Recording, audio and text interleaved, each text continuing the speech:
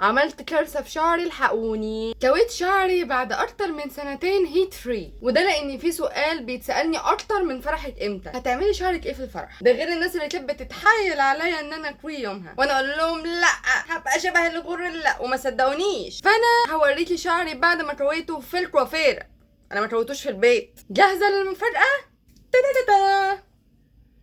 هو ده شعري لسه كمان امبارح، انا طالعه من الكوافير زي الفل، طلعت منه كده ملحقتش. الميزه الوحيده في المكوى ان انا عرفت طول شعري ايه، وان تعب الاربع سنين اللي فاتوا ما راحش هدر. وانا اقول المنتجات بتخلص بسرعه ليه؟ ايه رايك في الغوريلا؟ صدقتوني؟ محدش بيصدقني لما اقول ان انا هبقى شبه الغوريلا. اها، غوريلا ولا مش غوريلي؟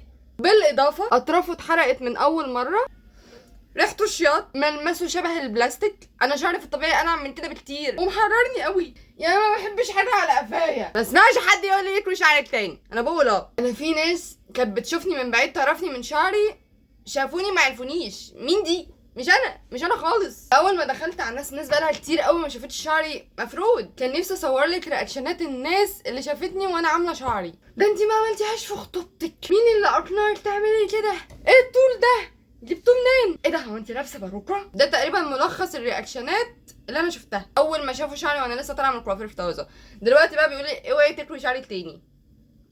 مش عارفه ده من الحر والرطوبه ولا انا الصيف والشتاء كده. هو مفيش احلى من الكيرلي، خفيف كده لطيف. المهم انها تجربه مش تتكرر تاني، ما تستنوش مني ان انا اعمل الحركه الزباله دي تاني. اوكي باي.